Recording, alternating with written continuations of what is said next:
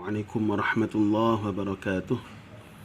Alhamdulillah wassalatu wassalamu ala Rasulillah wa ala alihi wa sahbihi wa mawala. La haula wala quwata illa billah. Amma ba'du. Alhamdulillah kita masih diberi kesempatan oleh Allah Subhanahu wa taala, diberi kesehatan untuk bisa belajar bersama. Mari kita manfaatkan kesempatan ini, kesehatan ini untuk beramal soleh lillahi ta'ala. Sebelum kita belajar, mari kita awali dengan doa bersama-sama. Rabbish shrahli sadri wa yassir li amri wahlul uqdatam min lisani yafqahu qawli. Baik anak-anakku, kita lanjutkan. Kemarin kita sudah mempelajari tentang berlomba-lomba dalam kebaikan. Bisa dibuka LKS yang sudah ada di anak-anak semua, halaman 14. Kita belajar tentang etos kerja. Kita baca dulu bersama-sama ayatnya. A'udzu billahi minasy syaithanir rajim. Bismillahirrahmanirrahim. وَقُلِ اعْمَلُوا فَسَيَرَى اللَّهُ عَمَلَكُمْ وَرَسُولُهُ وَالْمُؤْمِنُونَ وَسَتُرَدُّونَ إِلَى عَالِمِ الْغَيْبِ وَالشَّهَادَةِ فَيُنَبِّئُكُم بِمَا كُنتُمْ تَعْمَلُونَ. Shadaqallahul azim. Disimak artinya. Dan katakanlah, bekerjalah kamu maka Allah akan melihat pekerjaanmu. Begitu juga Rasulnya dan orang-orang mukmin, dan kamu akan dikembalikan kepada Allah yang mengetahui yang gaib dan yang nyata. Lalu diberitakan kepada kamu apa yang telah kamu kerjakan. Surat At-Taubah ayat 105.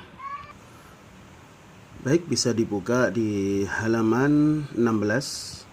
Kita telaah isi kandungan daripada surat At-Taubah ayat 105. Yang pertama, Allah Subhanahu wa taala memerintahkan untuk beramal soleh sehingga bermanfaat, bisa dirasakan oleh diri sendiri maupun masyarakat luas. Amal tersebut harus dilakukan dengan ikhlas karena Allah Subhanahu wa taala.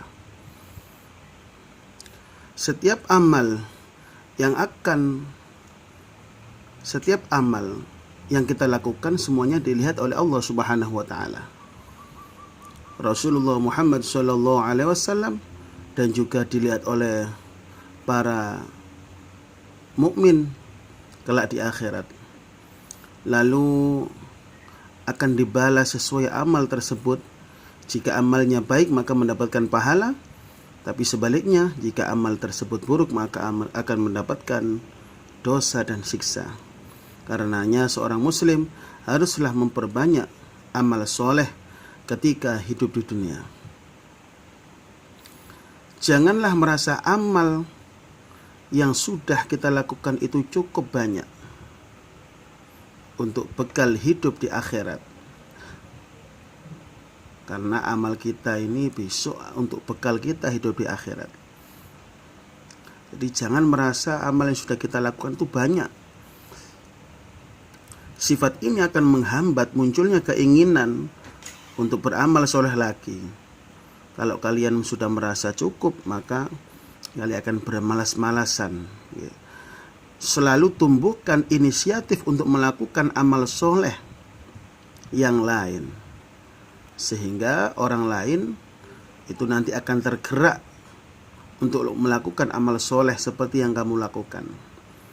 Pahala yang berlipat akan diberikan oleh Allah Subhanahu wa taala kepada orang yang memberi contoh tanpa mengurangi pahala mereka yang mencontohkan. Jadi kalau anak-anak berbuat baik, amal soleh terus dicontoh oleh orang lain, maka sampeyan juga akan mendapatkan pahala yang serupa yang dilakukan oleh orang tersebut. Jadi banyak kan pahala kalian kalau seperti itu. Setiap manusia akan kembali ke kampung akhirat. Jadi dunia ini adalah bukan tempat tinggal kita yang sebenarnya. Tempat kita tinggal sebenarnya adalah di akhirat. Jadi kita akan kembali ke akhirat. Dan kita di sana akan menerima balasan amal perbuatan. Seorang mukmin hendaknya jangan larut dengan gemerlap kehidupan dunia hingga melalaikan kehidupan akhirat yang lebih kekal. Janganlah umur kalian semuanya digunakan untuk urusan duniawi, mainan, keluyuran, dolen ke sana ke sini. Sangat sayang sekali. Ya.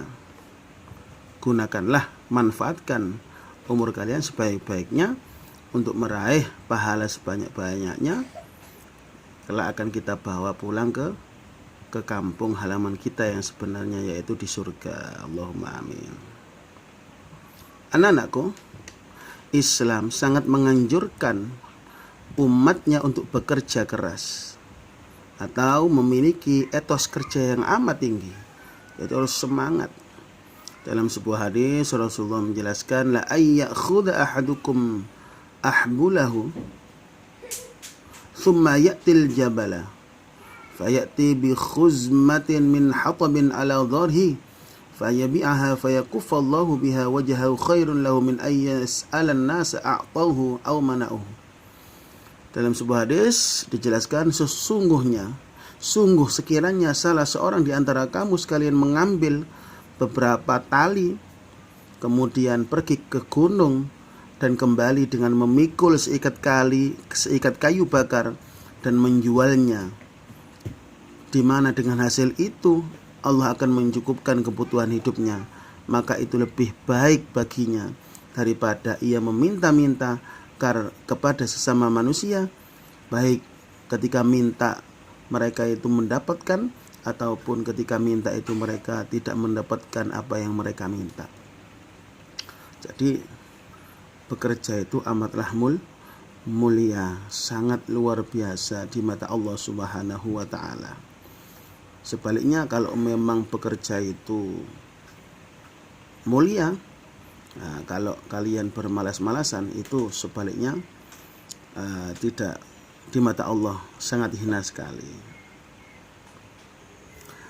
Hadis ini sangat tegas menyatakan bahwa bekerja keras untuk memenuhi kebutuhan hidup sehari-hari itu amat dicintai oleh Allah dan Rasulnya, dibandingkan ada orang yang berpangku tangan menunggu bantuan orang lain, minta-minta kesana kemari, ya.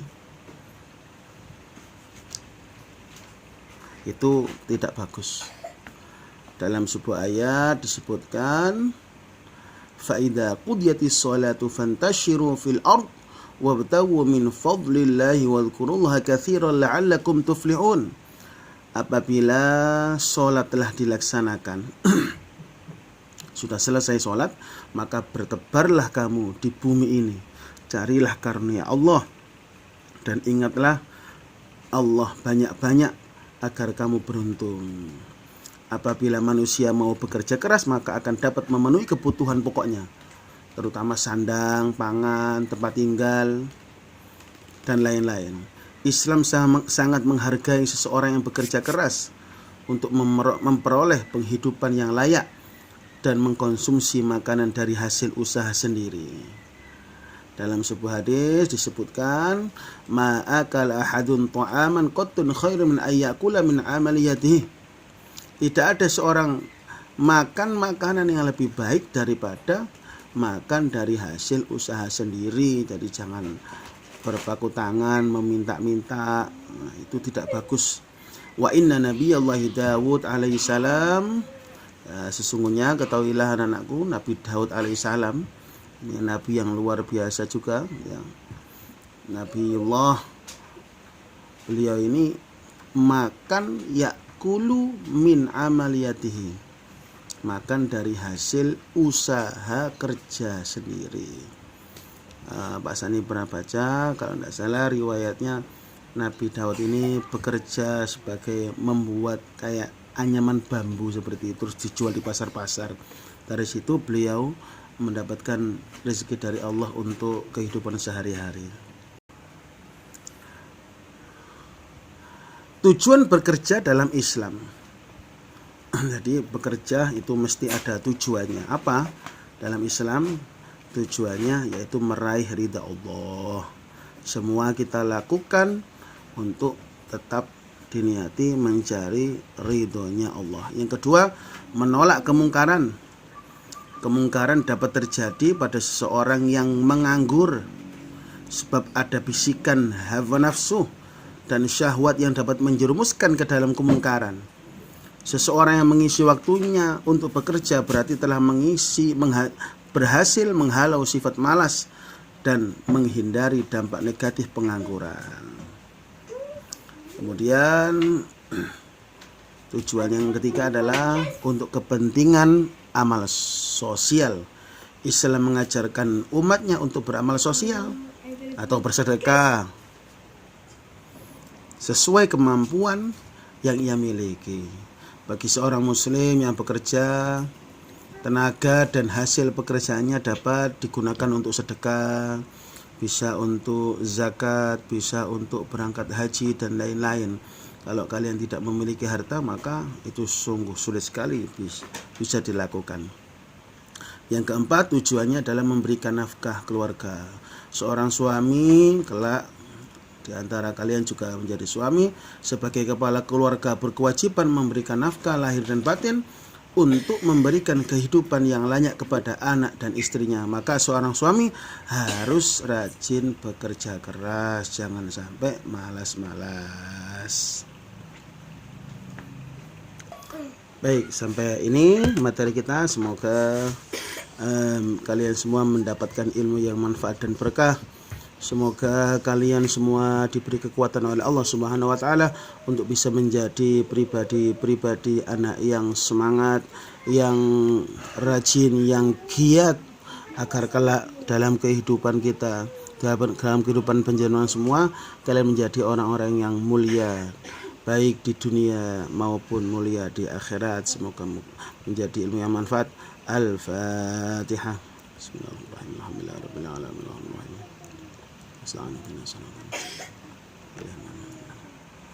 Saya akhiri. Assalamualaikum warahmatullahi wabarakatuh.